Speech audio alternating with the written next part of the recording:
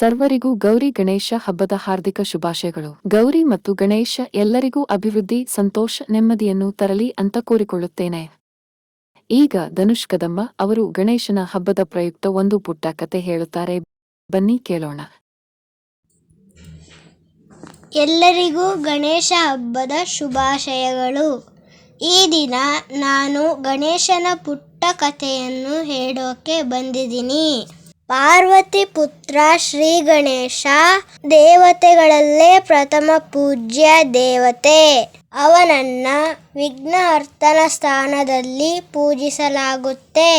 ಒಂದು ದಿನ ಇದ್ದಕ್ಕಿದ್ದ ಹಾಗೆ ದೇವತೆಗಳ ಮೇಲೆ ರಾಕ್ಷಸರ ಆಕ್ರಮಣದ ಸಂಕಟ ಬಂದಿತ್ತು. ದೇವರಾಜ ಇಂದ್ರ ಸಹಾಯಕ್ಕಾಗಿ ಕೈಲಾಸಕ್ಕೆ ಶಿವನ ಬಳಿ ಬಂದ. ದೇವೇಂದ್ರನ ಚಿಂತಿತ ಮುಖವನ್ನು ನೋಡಿದ ಶಿವ, ನೀವು ಯಾವ ತೊಂದರೆಯಲ್ಲಿದ್ದೀರಾ ಎಂದು ಕೇಳಿದ. ಅದಕ್ಕೆ ದೇವೇಂದ್ರ, ದೇವತೆಗಳಿಗೆ ದಾನವರೆಂದರೆ ಭಯ. ಅಂತಹ ದಾನವರು ದೇವತೆಗಳ ಮೇಲೆ ಆಕ್ರಮಣ ಮಾಡಿದ್ದಾರೆ ಎಂದು ಸಂಕಟ ವ್ಯಕ್ತಪಡಿಸಿದ. ಆಗ ಗಣೇಶ, ದೇವತೆಗಳ ಹತ್ತಿರ ಕೇವಲ ಶಕ್ತಿ ಇದೆ, ಆದರೆ ದಾನವರ ಕಡೆಗೆ ಈ ವರದಾನಗಳ ಶಕ್ತಿ ಇದೆ ಎಂದು ಹೇಳಿದ. ಮಾತೆ ಪಾರ್ವತಿ ದೇವಿ ಪರಶಿವನಿಂದ ಯಾವ ಸಹಾಯ ಬೇಡಲು ಬಂದಿದ್ದೀರಿ ಎಂದು ದೇವೇಂದ್ರನಿಗೆ ಕೇಳಿದ್ದಕ್ಕೆ ದೇವೇಂದ್ರ, ನಿಮ್ಮ ಇಬ್ಬರು ಪುತ್ರರಾದ ಕಾರ್ತಿಕೇಯ ಹಾಗೂ ಶ್ರೀ ಗಣೇಶ ಮಹಾವೀರರು.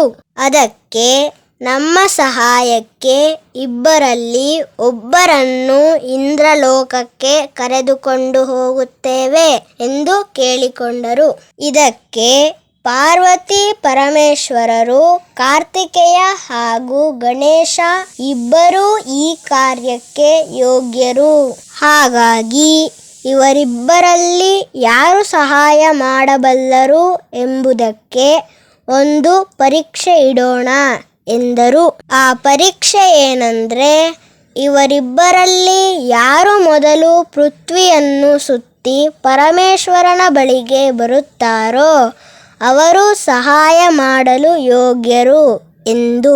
ಅತ್ತ ಕಾರ್ತಿಕೇಯ ತನ್ನ ವಾಹನವಾದ ನವಿಲಿನಲ್ಲಿ ಕುಳಿತು ಪೃಥ್ವಿಯ ಪರಿಕ್ರಮ ಮಾಡೋದಕ್ಕೆ ಹೊರಡ್ತಾನೆ. ಇತ್ತ ಗಣೇಶ ಮಾತ್ರ ತನ್ನ ವಾಹನವಾದ ಇಲಿಯ ಮೇಲೆ ಕೂತು ಇನ್ನೂ ಯೋಚನೆ ಮಾಡ್ತಾ ಇರ್ತಾನೆ. ಪಾರ್ವತಿ ದೇವಿಯ ಮನಸ್ಸಿನಲ್ಲೂ ಕೂಡ ಗಣೇಶ ಯಾಕೆ ಹೊರಟಿಲ್ಲ ಅಂತ ವಿಚಾರಗಳ ಮಂಥನ ನಡೀತಾ ಇರುತ್ತೆ. ಅಂತರ್ಯಾಮಿ ಪರಶಿವ ಪಾರ್ವತಿಯ ಮನಸ್ಸಿನ ಮಾತನ್ನು ಅರಿತು, ದೇವಿ, ನೀವು ಯೋಚನೆ ಮಾಡಬೇಡಿ, ನಮ್ಮ ಪುತ್ರ ಗಣೇಶ ಬುದ್ಧಿವಂತ. ಅವನು ಸರಳವಾಗಿ ಪೃಥ್ವಿಯನ್ನು ಸುತ್ತರಿಯುವುದು ಹೇಗೆ ಎಂದು ಯೋಚನೆ ಮಾಡುತ್ತಿರಬಹುದು ಎಂದು ಅರ್ಥ ಮಾಡಿಸ್ತಾನೆ. ಪರಶಿವನ ಮಾತಿನಿಂದ ಪಾರ್ವತಿಗೆ ಧೈರ್ಯ ಸಿಗುತ್ತೆ. ಆದ್ರೆ ಇಂದ್ರ ಮಾತ್ರ ಹೆದರಿಕೆಯಿಂದಾನೇ ಇರ್ತಾನೆ. ಕಾರ್ತಿಕೇಯ ಸಮಯವನ್ನ ಸರಿಯಾಗಿ ಬಳಸಿಕೊಂಡು ಪೃಥ್ವಿ ಪರಿಕ್ರಮನ ನಿರಂತರವಾಗಿ ಮುಂದುವರಿಸುತ್ತಾ ಇದ್ದ. ಸೂರ್ಯಾಸ್ತ ಆಗಿ ಸೂರ್ಯೋದಯ ಆಗುತ್ತೆ. ಆದ್ರೆ ಗಣೇಶ ಮಾತ್ರ ಪೃಥ್ವಿ ಪರಿಕ್ರಮಕ್ಕೆ ಹೋಗೋದಿಲ್ಲ. ಈ ಘಟನೆಯಿಂದ ಮಾತಾ ಪಾರ್ವತಿ ಮತ್ತೆ ಪರಶಿವ ದಿಗ್ಭ್ರಾಂತರಾಗ್ತಾರೆ. ಇದನ್ನ ಅಂತ್ಯಗೊಳಿಸಲು ಶ್ರೀ ಗಣೇಶ ಪೂಜಾ ಸಾಮಗ್ರಿಗಳನ್ನು ಹಿಡಿದು ಭಗವಂತ ಪರಮೇಶ್ವರ ಹಾಗೂ ಮಾತಾ ಪಾರ್ವತಿಯ ಚರಣಕ್ಕೆ ಬಂದು ವಿಧಿವಿಧಾನದಿಂದ ಪೂಜೆಯನ್ನು ಮಾಡಿ ಅವರನ್ನು 3 ಬಾರಿ ಪ್ರದಕ್ಷಿಣೆಯನ್ನು ಮಾಡ್ತಾನೆ. ಗಣೇಶನ ಈ ಲೀಲೆಯನ್ನ ಇಂದ್ರ ಕೂಡ ನೋಡ್ತಾ ಇರ್ತಾನೆ. ಅದೇ ಸಮಯಕ್ಕೆ ಕಾರ್ತಿಕೇಯ ಅಲ್ಲಿಗೆ ಬಂದು ಪೃಥ್ವಿಯನ್ನು ಸುತ್ತ ಸುತ್ತಾಡಿ ಬಂದಿದ್ದೇನೆ. ಈ ಪರೀಕ್ಷೆಯಲ್ಲಿ ಉತ್ತೀರ್ಣಗೊಂಡಿದ್ದೇನೆ. ಇನ್ನು ದೇವತೆಗಳಿಗೆ ಸಹಾಯ ಮಾಡುವ ಶುಭ ಕಾರ್ಯಗಳನ್ನು ನಾನೇ ಮಾಡ್ತೇನೆ ಎಂದು ಹೇಳಿದನು.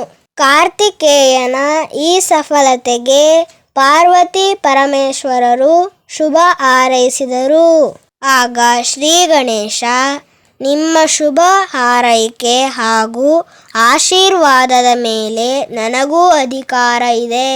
ಯಾಕಂದ್ರೆ ಈ ಪರೀಕ್ಷೆಯಲ್ಲಿ ನಾನು ಉತ್ತೀರ್ಣಗೊಂಡಿದ್ದೇನೆ ಎಂದು ವಾದ ಮಾಡಿದನು. ಅದು ಹೇಗೆ ಪೃಥ್ವಿ ಪರಿಕ್ರಮ ಮಾಡಿ ಗೆದ್ದೆ ಎಂದು ಎಲ್ಲರೂ ಕೇಳಿದ್ದಕ್ಕೆ ಗಣೇಶ ಕೊಟ್ಟ ಉತ್ತರ, ಶಾಸ್ತ್ರದಲ್ಲಿ ಮಾತೆಗೆ ಪೃಥ್ವಿ ಹಾಗೂ ಪಿತಾಶ್ರೀಗೆ ಆಕಾಶದ ಸ್ಥಾನವನ್ನು ನೀಡಿದ್ದಾರೆ. ನಾನು ನಮ್ಮಣ್ಣ ಕಾರ್ತಿಕೇಯ ಬರೋದಕ್ಕೂ ಮುಂಚೆ ನಿಮ್ಮಿಬ್ಬರಿಗೂ ಪೂಜೆ ಸಲ್ಲಿಸಿ 3 ಸಲ ಸುತ್ತುವರಿದಿದ್ದೀನಿ. ಅಂದರೆ ನಾನು ಕೇವಲ ಪೃಥ್ವಿಯನ್ನು ಮಾತ್ರವಲ್ಲ 3 ಲೋಕವನ್ನು ಸುತ್ತುವರಿದು ಬಂದಿದ್ದೀನಿ ಎಂದು ಗಣೇಶ ಸ್ಪಷ್ಟವಾಗಿ ವಿವರಿಸಿದ.